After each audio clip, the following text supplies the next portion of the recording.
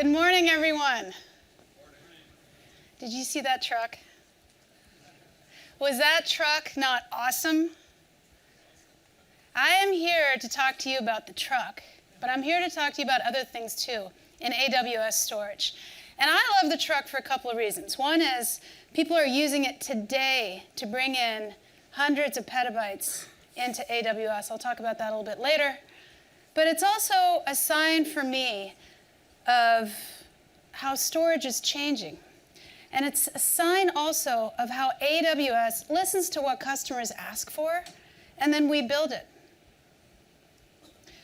There's a saying that there's a saying from Edison, the value of an idea lies in the using of it. And I like this saying for a couple of reasons. I like it because, first of all, it embodies a lot of the thinking that we have in AWS, which is ideas are only interesting once they're practical and they're put into production, and then they're put into use by you. We get our ideas from you all the time. A lot of what I'm going to talk about today is driven by what your ideas were and what you asked for. The other reason I like this saying is because it's a lot like data. Data without usefulness is just data taking up space in a server. And what we try to do with AWS storage is not just store your data, but try to figure out how you can make it as useful as you can for whatever your business needs are. And the reality is, it all adds up to a lot of data. So by one estimate, there's going to be 44 zettabytes by 2020. 44. And now that zettabyte count is coming from a whole bunch of different types of storage. It's coming from big data, it's coming from images, it's coming from IoT. And the question is, for you, what do you want to do with that? Now, I've worked in AWS for 6 years now, and I have seen an explosion of big data use cases. And it's just been fascinating. Big data has helped you take all the data that you have at your fingertips and get some insight out of them. And a lot of the focus that you heard in the keynote this morning was more and more ability for you to use tools like Athena to unlock that data and get your value out of it. Big data is just going to get bigger. A lot of what we are seeing too for the cloud is a lot of customers are starting from backup and restore type of scenarios and archive, simple archive. Everybody has archive. You all have data that is sitting around in data centers, in servers, and those are all opportunities for you to put into the cloud and take advantage of it, get some use out of it. AWS storage is both broad and it's deep. And so when you think about your options, and you're looking at the platform for AWS, but you're also looking at other platforms, I think one of the things that's meaningful to me is the run rate of AWS. S3 was the first AWS service, and it was launched 10 years ago. 10 years ago. Now, we say that because we launched about 3 months before EC2, but I will always say that. The first service. We have 10 years of experience storing data in the cloud. We have customers who have exabytes of storage on us. And that depth and that years of experience with not just S3, but Elastic Block Store, with Glacier, that matters. We have a saying in Amazon, and the saying is, there is no compression algorithm for experience. And that is true. If you think about your journey in your work and in your life, you know that is true. There is no way that you can condense the experience that you've gained without actually having gone through it. And we have gone through it. So we have both the platform and we've been really building out our solutions. What you saw today in the keynote with the truck was one part of our infrastructure migration story. And again, if I were to go back 10 years ago, we weren't thinking trucks. We were thinking storage.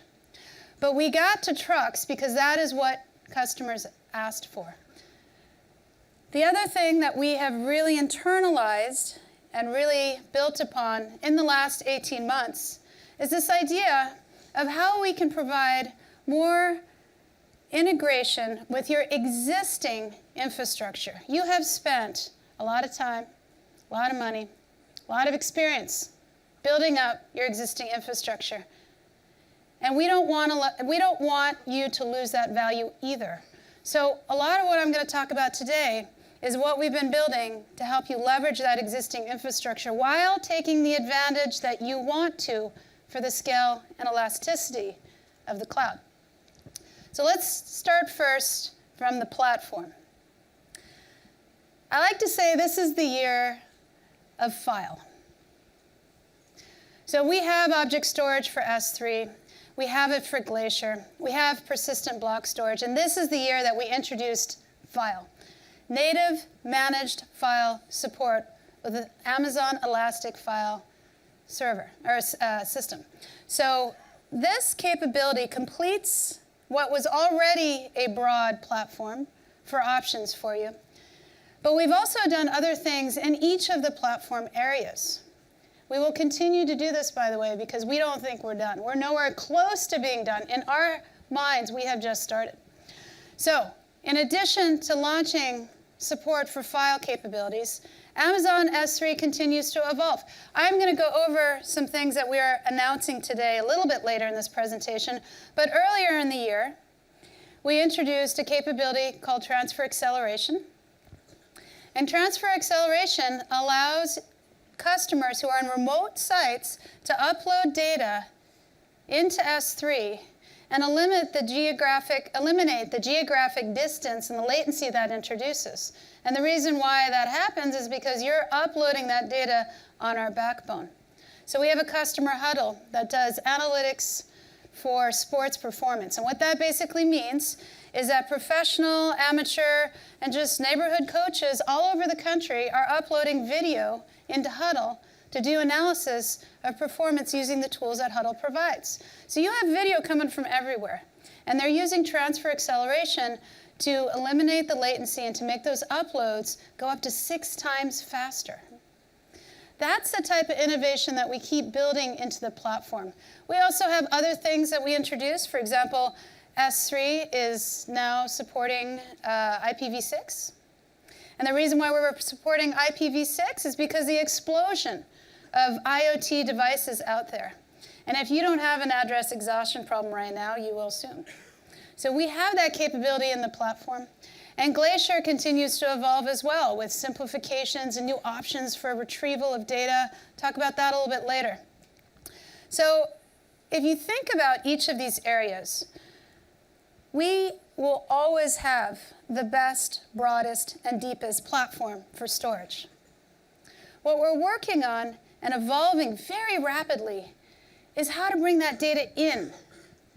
And that's the feedback that we got from customers. They told us, look, you do have a great platform. It is the market leader in storage, and we don't want to trust our storage with anyone else because they are the crown jewels. But it sure is hard for me to think about how to get that data in. So if you think about what we've invested in, we've invested in another generation of snowballs. I have a couple of them up here. These are Snowball Edges. You can tell because they're orange. And I'll talk about them in some more detail later. But that is all about data transport. It's about data transport and data collection. Storage Gateway announced this week support for a file gateway. And I talked about this being the year of file. Storage Gateway is a virtual appliance that you can install on premises.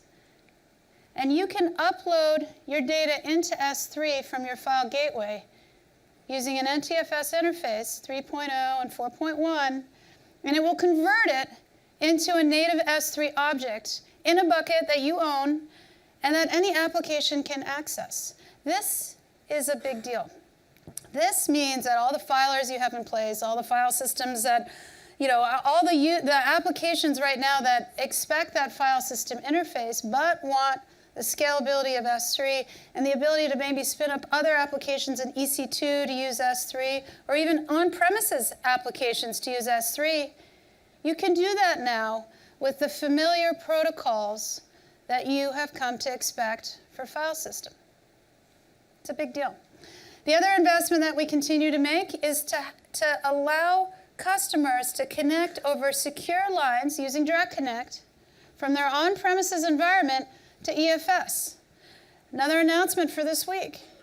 Prior to this, the only way you could use EFS was from an EC2 instance.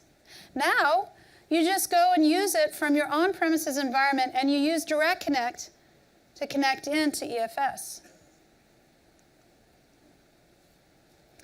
So EFS as a building block, and that's how we think about it. It is a building block just like we have block storage and just like we have object storage. There are a lot of customers who are using it today.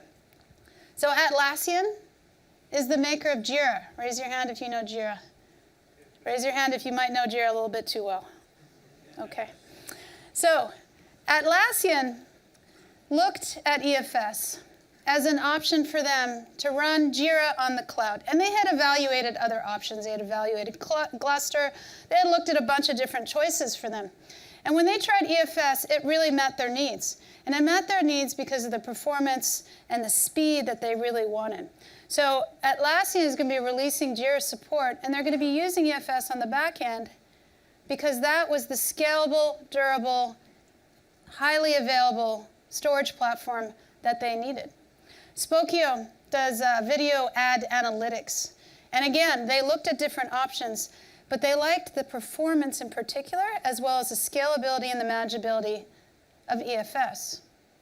And Monsanto is a drug company. They produce drugs. They do a lot of analytics. And they have machines. They have lab analytics machines. And they generate a ton of data off of them. They have over 750. And that data coming off is being pulled into EFS for the type of analytics that they need to do on them. All of these different use cases are pretty different. They're from different industries, but they all are looking for the performance, the durability, the reliability of a file option in the AWS storage portfolio. Now, EFS has the durability and the availability because it is also a multiple AZ architecture, and it can withstand or be resilient to the loss of one AZ. So you have your flexibility, your availability, but you also have choice now if you're looking for a file system option that's fully managed by AWS. We talked about what's new for the different ways to transfer data into Amazon S3. And I have to say, the Snowball Edge and the snowmobile has captured a lot of people's imaginations. That is very true, that story that Andy told. Last year, around this time, when we released AWS Snowball, we sold out real fast. And since then, we replenished our supply chain with the true demand. And those snowballs have gone around the globe, I think 40 times by this point. They have tracked so many miles. And so I will talk a little bit more about the Snowball Edge and the snowmobile. But if you look at these different options, these are all here because we know that your businesses are different. Your needs are different. Your infrastructure is different. And so if Direct Connect isn't going to work for you, and you need another way to get your data in, we have different options. We have Firehose, which lets you stream small objects in, and we do the aggregation for you. We have Transfer Acceleration, which really specializes in very big files. Genomics files, sequences, genome sequences, which are very large files, video. And then Storage Gateway, I think, is ubiquitous. Storage Gateway is if you have any file system interface and you want to use it just to bring data into S3 and back down again, it's a great option for you. So, we have an announcement today, and it's one that a lot of S3 users have been waiting for. And our announcement today is that, available now, you can add up to 10 tags to any object in S3. 10 tags that are editable. This capability transforms integration opportunities with your on-premises environment. So if you think about that, if you have storage today, if you have S3 objects today, there's metadata on it today, but it's not editable. If you are able to create 10 editable tags, then you can add unique content IDs. You can add a key value, these are key value pairs, by the way. You can add any key value pair that indicates where that object is in a business workflow, whether it's data processing or it's compliance stages. There's any number of options that you can do for your tags, and you can change them and update them anytime you want, any number of times. This is a big deal too. So when we thought about designing this, and we thought about, okay, how are customers really going to use these tags? And we started talking to different folks about this. We realized that when we give customers the ability to essentially put their business logic as an editable attribute on an object, they are going to want to use that for everything. And so what we've done is that we've also incorporated that concept of a tag into other areas. Lifecycle policies. Lifecycle policies are the way that people determine the number of days after which they move data from standard storage class into Glacier or standard infrequent access. You can do that by tag now.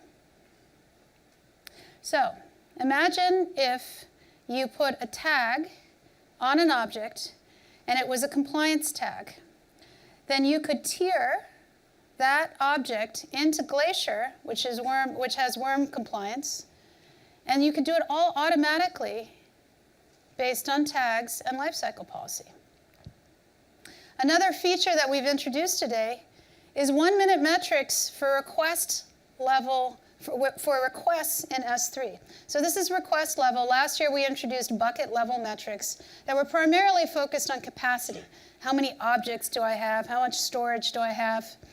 Now we're providing that operational visibility by letting you look at the count of requests and the count of errors and first byte latency, all on a 1-minute increment of time. We're letting you also put filters in place.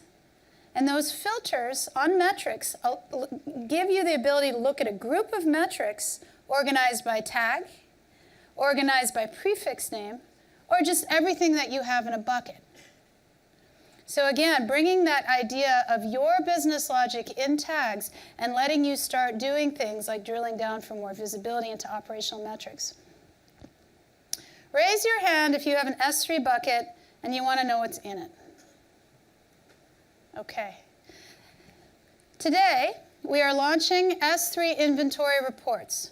S3 inventory reports, when you turn it on, and you can turn it on in the console, it's very easy to do, will deposit a report of everything in your bucket. And it'll do it once a day for you.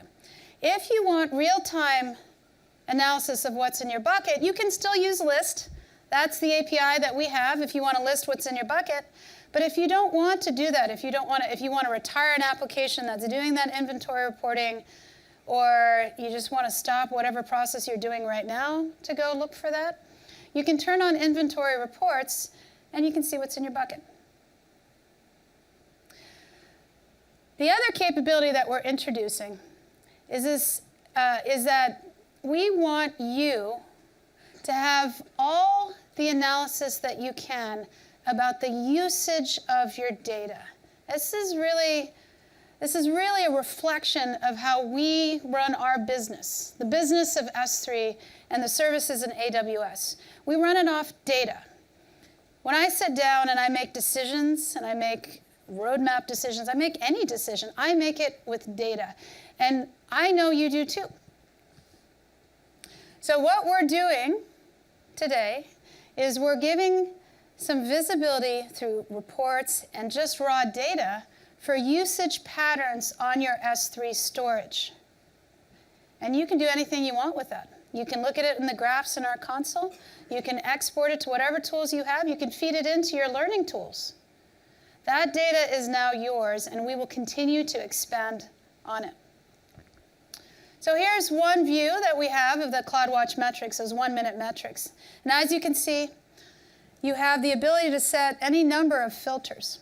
And the filters basically let you look at things like your request latency, first byte latency, bytes uploaded, but organized by tags. You can use a key value pair of your application name.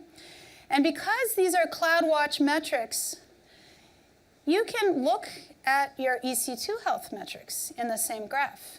This gives you that deep operational view that you can line up with your other AWS resources or your own custom metrics, because again, we're just using CloudWatch. And if you are too, you can get some pretty deep insight into what's going on. And you can set CloudWatch alarms. In the S3 console, you can turn on our storage insights. And when you do that, we will go and observe. We call it observations. We'll go observe what's in your bucket. And it'll take us a day, sometimes two. And we'll come back, and the next time you're in the console, you will see graphs like this. And graphs like this will tell you how are you retrieving your storage, what are your data retrieval patterns against the total body of storage that you have. Now, you can look at this data by bucket, you can look at this data by prefix, and you can look at this data by tags. So, in a world of data lakes, if you are managing a data lake, you might not have a ton of visibility around how all those applications are using your data lake. But this gives it to you. If you set tags on objects that are, for example, the different applications that are running around in your organization, you can start looking at the operational metrics by those tags, and you can start looking at the behavior patterns of those tags. You can say, hey, owner of this application, you are using a ton of bandwidth because you're data retrieving like crazy. Do you need to do that, or is that a runaway process? Those are the type of conversations you can have with data, and that's what we're launching today. The other thing that we're giving the ability to do is export that data. So you don't just have to see it in the console. You can export all that information about data retrieval, and you can pull it up into Excel. Okay, so raise your hand if you're an Excel person. Okay, keep your hand up if you are a pivot person. Pivot table guru? Okay, you don't have to be shy. Something you're proud of, okay? So there's always somebody in every group that is amazing with pivot tables. So if you give this raw data to a business analyst, if you yourself have mad skills with pivot tables, you can come up with some amazing insights that you haven't had before around your patterns of data usage and storage. So in this example, what we're looking at is storage by date. It's actually storage by numbers of days in S3 for this particular bucket. And you can see how much of your data is old, new, in between. And you can, again, organize that in your Excel spreadsheet or on the console any way you want. You can organize that by prefix, tag, and bucket. So Amazon Quick Site went GA last week, and that is an awesome ad hoc analysis tool, and it has an S3 connector. So you can use that S3 connector to bring this exported data in and do additional analysis. And in this case, you can look at, for example, how is your access ratio trending over time? So you can go back to your application owners and you can say, wow, who are my heavy hitters? I can go show you a graph that says, I don't know what you're doing, but your access is trending super high over time. Or if you look at this graph and the access is trending down, you can say, well, this storage is a good candidate for infrequent access, which is much cheaper than standard, or Glacier, which last week dropped down to 0.4 cents. So you can look for these opportunities to really change the business because you have data. Another announcement from this morning was Amazon Athena, and you can do structured SQL queries on S3 with this capability. So you can do that. You can. This is another example of where we're trying to unpack that insight in the data that you already store in S3. Raise your hand if you use Glacier. All right, it's about a third of the room. Raise your hand if you knew that we dropped the price of Glacier to 0.4 cents. Okay. You know, that was the day before Thanksgiving, so you guys get extra points for knowing that. We also introduced a big change around predictable, faster retrievals. So we flattened the costs. There's just a cost per gigabyte retrieved, and it doesn't go up and down. And we provided 2 new options for data retrieval. So the existing data retrieval model, which is 4 hours, is still available. It's called standard. But if you need your data faster, you have 2 options. Or you have 1 option for faster and 1 option for slower and cheaper. Your faster option, you can retrieve Glacier data in 1 to 5 minutes now using expedited retrieval. That is a game changer for many companies, because what that means is you can take advantage of that amazing price for data at rest for Glacier, but you can get your data back in anywhere from 1 to 5 minutes if you need it. So anything that is in storage, semi-cold storage because of legal hold or HR hold or anything like that, where you need it, but you need it kind of fast when you need it, you can now use Glacier for those type of opportunities. Bulk retrievals is different. Bulk retrievals is for customers who need to do a lot of retrievals and they want a discount for volume. And so with bulk retrievals, the time for retrieval is more like 8 to 12 hours, so longer than 4 hours and certainly longer than 1 to 5 minutes, but you're going to save a ton of money with it. And that's what Sony does. Every time an iPhone comes out, Sony has to go back, pull a bunch of media libraries out of archive, and re-transcode them. And so Sony has roughly 20 petabytes of this. And what they do is when they're retrieving it, they have to retrieve that full 20 petabytes. That's a lot of petabytes to go and pay for. And so they use the bulk option because it's just cheaper for them. That if they get it within a day, it's fine for their use case. And they save a lot of money that way too. Proofpoint is the opposite. Proofpoint is a cybersecurity company, and they want the faster data retrieval. And they don't mind paying for it because they save so much on the volume of the storage that they have in Glacier that it just makes sense. Elastic Block Storage did a couple of big announcements earlier in the year. They lowered price on snapshots, very popular feature. A lot of people use EBS snapshots to stand up EBS in another region. But they also improved their performance, and they launched 2 new EBS volume types. The first one is a high throughput volume type. And the high throughput volume type supports up to 500 gigabytes per second. And it's very targeted at Cassandra type of workloads, very low latency, fast workloads. They also introduced something on the other end of the spectrum, which is a cold volume type. And the cold volume type is 2.5 cents per gigabyte per month. And so it's quite cheap. And it's up to 250 gigabytes per second for performance. So something is very interesting is happening with EBS. EBS has launched these 2 capabilities. They launched other volume types last year. EBS now has a pretty good tiering story. And that is what customers are finding. Customers are saying, wow, I can still use an EBS volume, but I can specialize the volume I picked based on what I'm doing. And that is what Librato does, for example. Librato is a real-time analytics metrics, operational metrics provider. And they saved, I think, 35% because they just switched to a volume type that best suited their needs. They were overpaying for the volume type before. Same thing with Zendesk, which is a customer service application in Videology as well. So when you think about EBS, we continue to invest in it. One of the things that we launched was encrypted boot volumes, encrypted snapshots. It's still going to be the best block storage you have, but more of these volume types are coming in, so you can make choices based on them, based on the type of storage that you have. And I'll tell you, these new EC2 instances that are diskless, they really allow you to specialize what do you want for CPU and memory, and then what do you want for block storage. And now you have all these options available for EBS. We've talked to a lot of you about what you have on premises.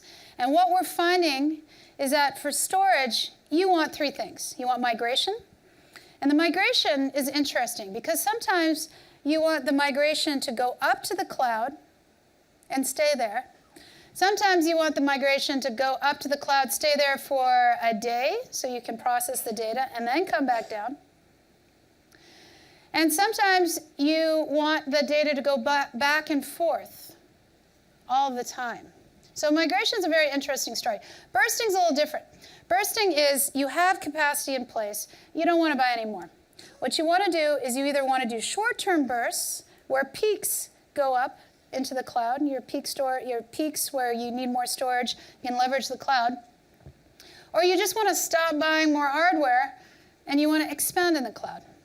And then tiering is all about cost management. So tiering, the entire idea with tiering is you have a lot of storage here, you want to save money, and so you tier it.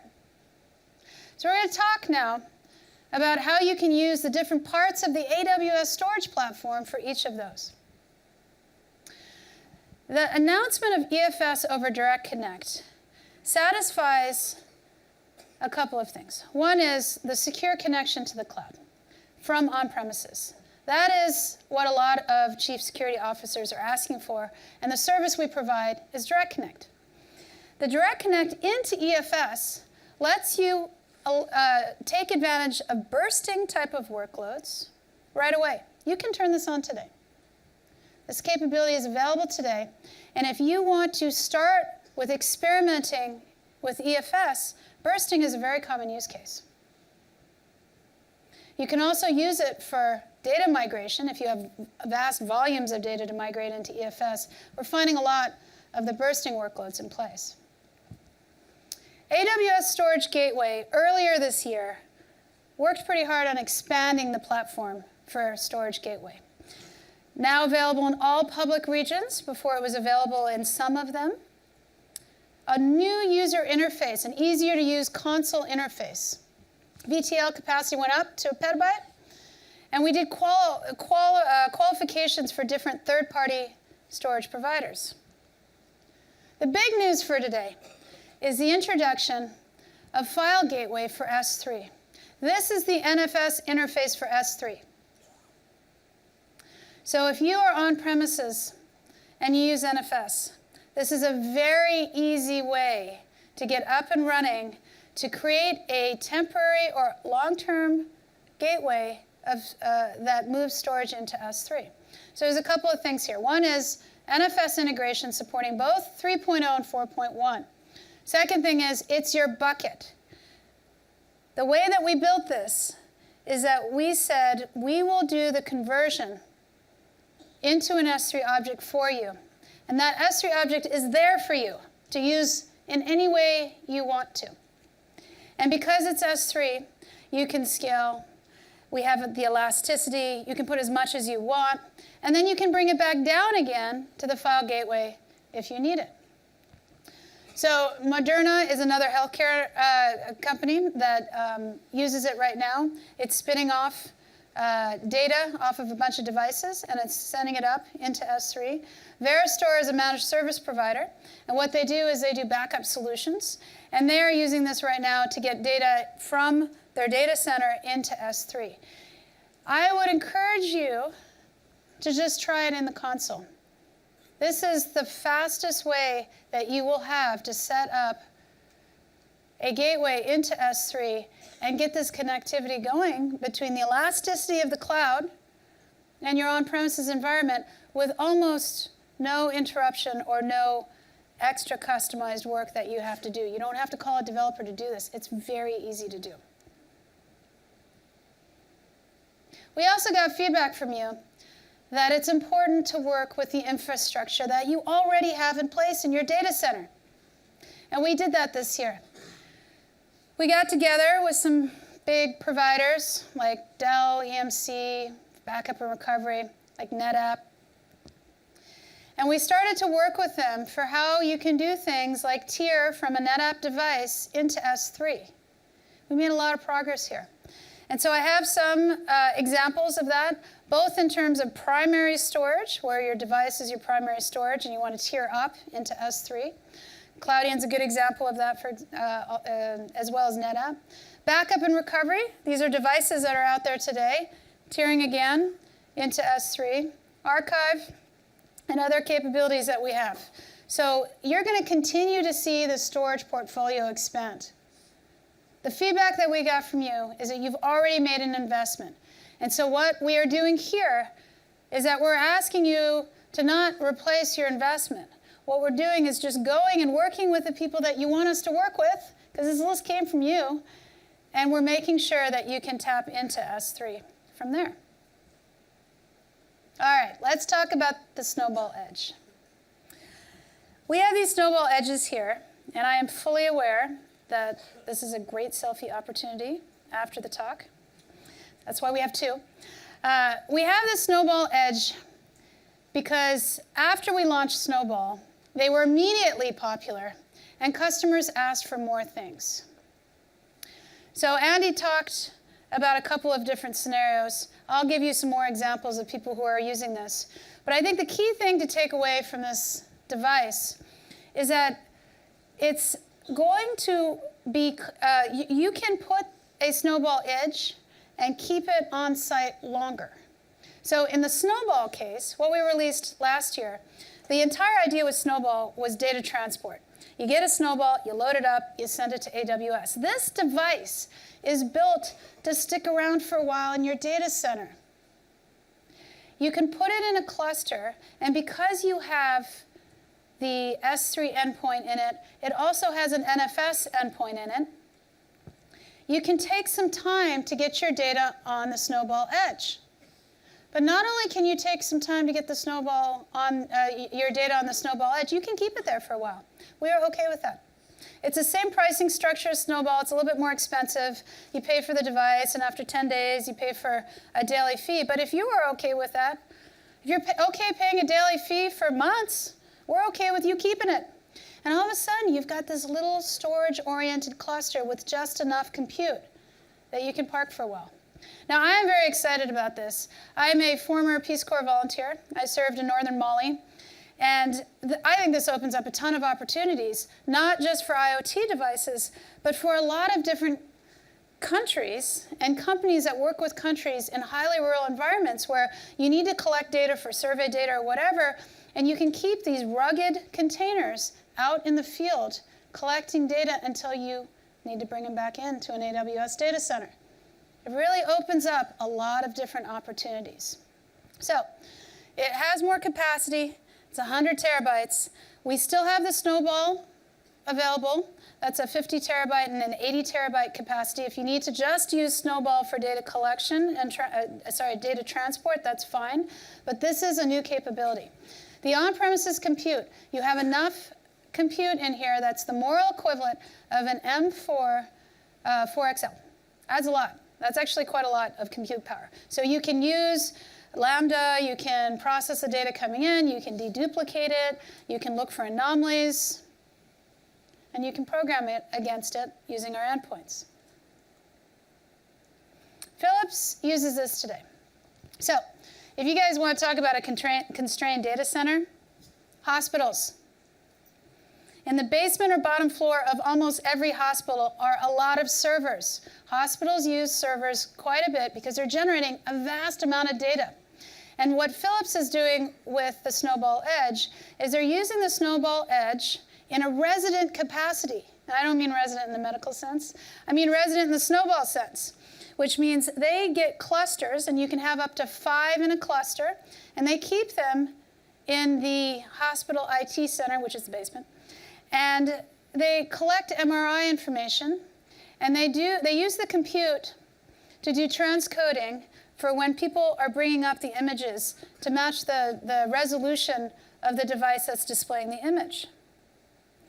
And so what that lets Philips do is it lets them deal with surges in demand in particular, or just not being able to expand the data center in the hospital, and it lets them just bring in more or less snowballs depending on what they need. And then occasionally they'll send a Snowball in to put the MRI data up for archival purposes, but they don't need to do that, and they don't do it very often. It's more of a resident type of scenario. But there are other uses. Andy talked about Oregon State University, where these guys go out and they collect oceanographic data. You can imagine you can put it on a plane, you can put it on any type of device. The windmill example is a good one too. So in these remote areas where there's not connectivity, if you have a device like this sitting there, just getting a feed of the data that's coming in with the Lambda capability and the compute capability to do anomaly detection, there's a lot of opportunities that open up here. All right, the truck.